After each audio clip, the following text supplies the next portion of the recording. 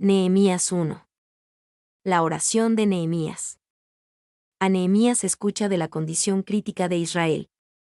1. Hace unos 1000 años después de Moisés y unos 400 años antes del nacimiento de Jesús, la nación de Israel y el pueblo judío estaban en un estado de desesperación.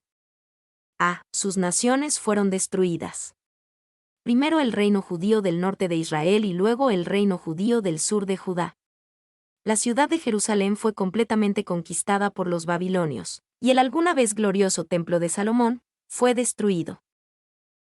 Cuando los babilonios conquistaron Jerusalén, deportaron a casi todos de la ciudad y la región por alrededor de 70 años. Jerusalén fue un pueblo fantasma, con el potencial de terminar como muchas ciudades antiguas completamente olvidada excepto para la historia. Cuando los judíos fueron deportados a Babilonia, comenzaron a hacer casas para ellos mismos ahí. Se establecieron, y muchos aún seguían al Dios de sus padres, pero lo hacían desde Babilonia, sin ningún deseo de regresar a la tierra que Dios había prometido a Abraham, Isaac y Jacob. Algunos de estos fieles judíos fueron elevados a lugares de prominencia en los gobiernos a los que fueron deportados. Daniel, Sadrac y Abed-Negó se convirtieron en líderes en Babilonia. Esther fue hecha reina en las cortes de un rey persa. Pero después de 70 años de cautividad en Babilonia, se les dio la oportunidad de regresar a su tierra, la tierra prometida. De los 2 o 3 millones de judíos deportados de la tierra, solo 50,000 decidieron regresar a la tierra prometida. Eso es solo como el 2%. Pero sí regresaron, y en los días de Esdras, reconstruyeron el templo y establecieron un fundamento espiritual para Israel una vez más. El libro de Nehemías inicia 15 años después de que termina el libro de Esdras, casi 100 años después de que los primeros cautivos regresaron a la tierra prometida, y alrededor de 150 años después de que la ciudad de Jerusalén fuera destruida. Después de este largo tiempo, los muros de la ciudad de Jerusalén aún estaban en ruinas. Y, antes de esto, los ciudadanos de Jerusalén habían intentado reconstruir los muros pero fallaron. En Esdras 4, 6-23, vemos que unos 75 años antes ellos intentaron reconstruir los muros, pero fueron detenidos por sus enemigos. Ninguno pensó que este obstáculo podría ser superado, por lo que los muros permanecieron en ruinas y el pueblo siguió en problemas. 1-3, Nehemías escucha sobre la condición de Jerusalén. Palabras de Nehemías hijo de Acalías. Aconteció en el mes de Quisleo, en el año 20, estando yo en Susa, capital del reino, que vino Genani, uno de mis hermanos, con algunos varones de Judá, y les pregunté por los judíos que habían escapado, que habían quedado de la cautividad, y por Jerusalén, y me dijeron, el remanente.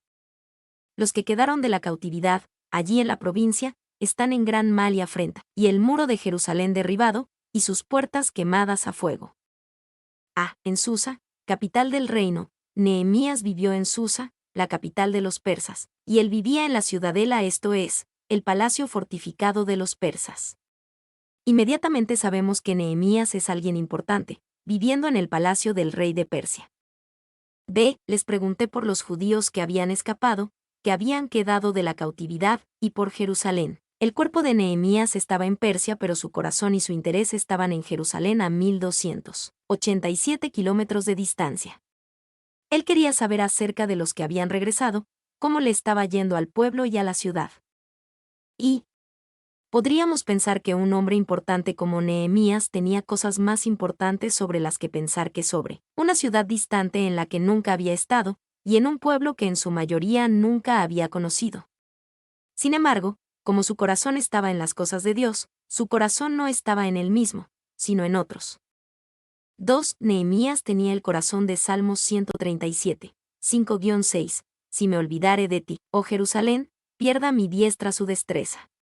Mi lengua se pegue a mi paladar, si de ti no me acordare, si no enalteciere a Jerusalén como preferente asunto de mi alegría.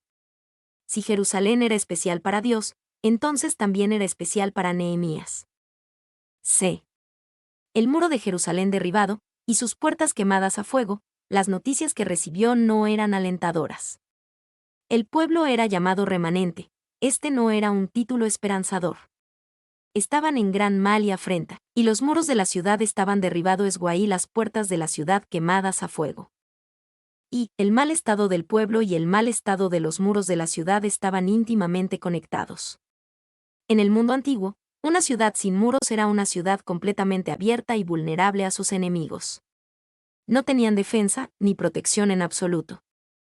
2. Una ciudad sin muros era siempre una ciudad estancada, con nada valioso en ella. Si había algo de valor en una ciudad sin muros, podía ser robado con facilidad porque no había defensa que los detuviera.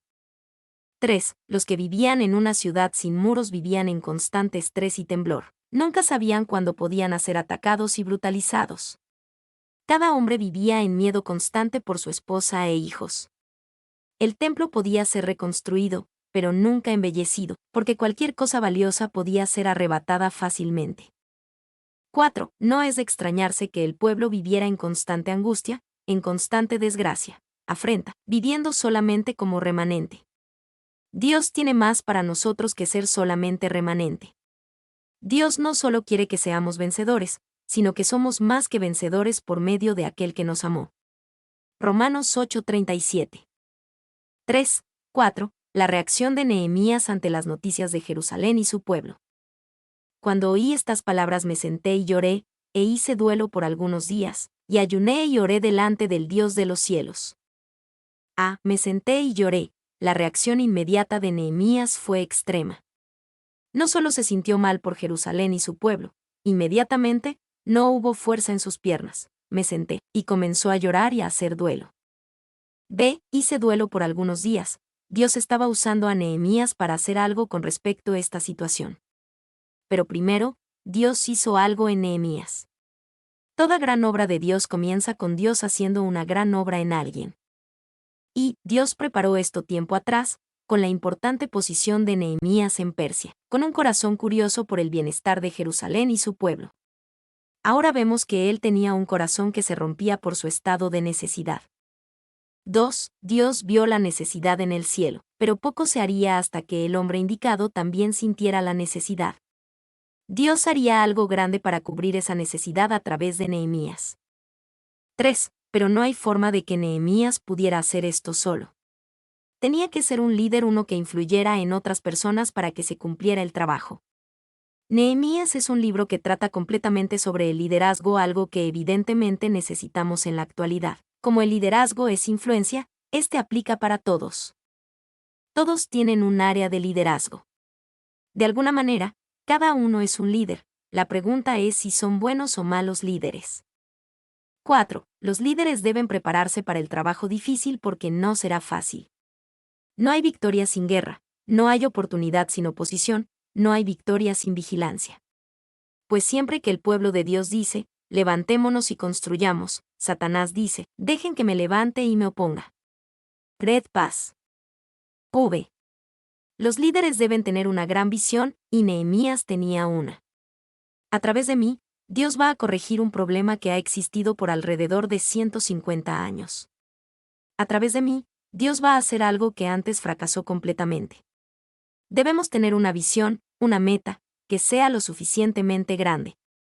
Se ayuné y oré delante del Dios de los cielos. La reacción de Nehemías fue más allá de la emoción inmediata. Muchas veces llegará sobre nosotros una preocupación como una descarga, y luego se nos pasará con rapidez.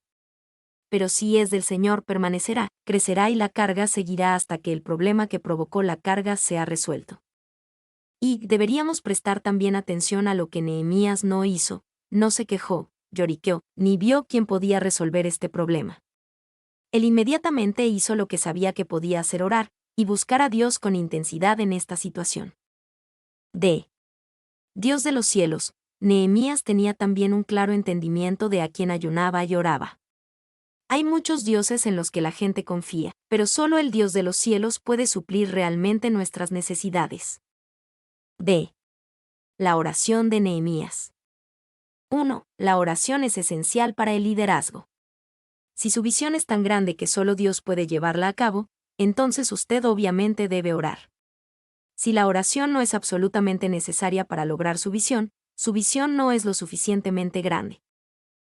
Parece que Nehemías oró por 4 meses antes de hacer cualquier cosa. Más adelante, cuando la labor de reconstruir los muros realmente comienza, solo toma 52 días terminar el trabajo. Pero ese proyecto de 52 días tuvo un fundamento de 4 meses de oración. B. Nehemías llevó su dolor y estrés a Dios en oración, y aparentemente, fue capaz de dejarlos ahí. La oración aliviará su estrés. Tal vez usted esté tratando de aliviar su estrés a través del entretenimiento, pero lo único que eso hace es distraer su atención. El entretenimiento no da ninguna solución al estrés. La oración le dará fuerza. Cuando usted espera en el Señor en oración, Él renovará sus fuerzas. Isaías 40 horas y 31 minutos. 2, 5-7, Nehemías viene a Dios en humildad. Y dije, te ruego, oh Jehová, Dios de los cielos, fuerte, grande y temible, que guarda el pacto y la misericordia a los que le aman y guardan sus mandamientos. Esté ahora atento tu oído y abiertos tus ojos para oír la oración de tu siervo. ¿Qué hago ahora delante de ti día y noche, por los hijos de Israel tus siervos? Y confieso los pecados de los hijos de Israel que hemos cometido contra ti. Sí, yo y la casa de mi padre hemos pecado, en extremo nos hemos corrompido contra ti, y no hemos guardado los mandamientos, estatutos y preceptos que diste a Moisés tu siervo.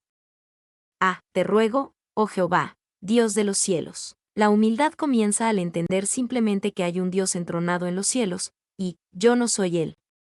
Nehemías reconoce exactamente quién es Dios, Dios de los cielos, fuerte, grande y temible, que guarda el pacto y la misericordia a los que le aman. B. Esté ahora atento tu oído. La humildad también comprende mi completa dependencia de Dios. Cuando Nehemías le pide desesperadamente a Dios que escuche la oración de tu siervo, esté ahora atento tu oído y abiertos tus ojos, refleja su completa dependencia en el Señor. Solo Dios podía ayudar, y si Dios podía oírlo, Nehemías sabía que ayudaría. Y Dios les permitirá ser infructíferos para exponer su necesidad de dependencia total. C. Confieso los pecados que hemos cometido contra ti, sí, yo y la casa de mi padre hemos pecado. La humildad también confesará el pecado abiertamente. Nehemías clara y sencillamente confesó pecado, sin ningún intento de excusarlo. Y siempre debemos evitar excusarnos en la confesión de nuestro pecado. Nunca digamos, Señor, si he pecado o Señor, lo siento pero tú sabes lo difícil que fue u otras tonterías. Podemos encontrar gran libertad en una confesión abierta y honesta, sin ningún intento de excusa o sin preguntarse si he pecado o no. D. Yo y la casa de mi padre hemos pecado, en extremo nos hemos corrompido contra ti. La humildad se identifica con los necesitados.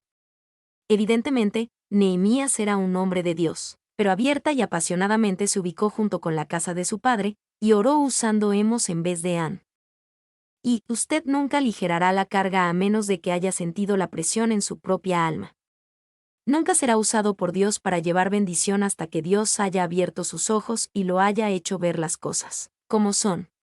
Creed paz. 3, 8-10, Nehemías se acerca a Dios recurriendo a sus promesas. Acuérdate ahora de la palabra que diste a Moisés tu siervo, diciendo, si vosotros pecareis, yo os dispersaré por los pueblos, pero si os volviereis a mí, y guardareis mis mandamientos, y los pusiereis por obra, aunque vuestra dispersión fuere hasta el extremo de los cielos, de allí os recogeré. Y os traeré al lugar que escogí para hacer habitar allí mi nombre. Ellos, pues, son tus siervos y tu pueblo, los cuales redimiste con tu gran poder, y con tu mano poderosa. Acuérdate, esta es una poderosa manera de acercarse a Dios, pidiéndole que recuerde sus promesas. Nehemías dijo, Jehová, tú le hiciste una promesa a Moisés y a esta nación, y te pido hoy que la cumplas. Nehemías citó Levítico 26 y Deuteronomio 30. Y esto es, sin duda, el secreto del gran poder en oración, suplicar las promesas de Dios. Nosotros podríamos sentirnos un poco molestos si uno de nuestros hijos viene a decirnos, papi, tú prometiste, pero nuestro Padre en los cielos se deleita en ello y a menudo lo demanda antes de que la oración se vuelva efectiva. 2. En el Salmo 81 horas y 10 minutos Dios le dice a su pueblo, abre tu boca, y yo la llenaré. Dios no abrirá su almacén hasta que abramos nuestras bocas pidiéndole que cumpla sus promesas. B. Si os volviereis a mí, y guardareis mis mandamientos, y los pusiereis por obra. Nehemías citó una promesa condicional.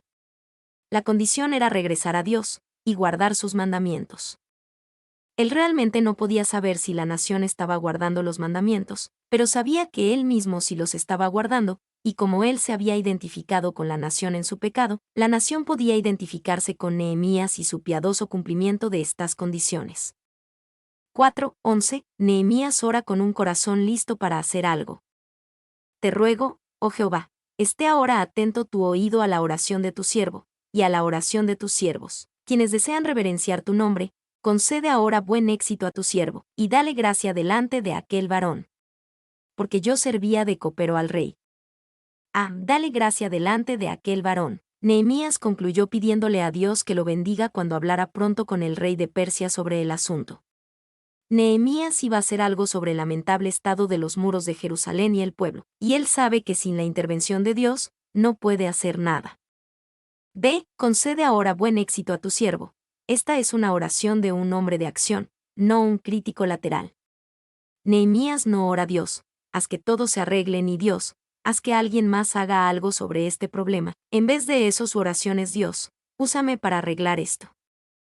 Y el reconocimiento de necesidad debe ser seguido por una fervorosa y persistente espera en Dios hasta que la abrumadora sensación de necesidad del mundo se vuelva una carga específica en mi alma para una obra en particular que Dios me pedirá que haga. Red Paz. 2. Aplicando el asunto a su corazón, no comenzó a hablar con otras personas sobre lo que ellas harían, ni tampoco trazó una elaborada estrategia sobre lo que se podría hacer si miles de personas se unieran a la empresa, sino que se le ocurrió que él mismo haría algo. Spurgeon. Mi nombre es Demim. Soy tu asistente personal. Mi sitio en internet es demim.es.tl.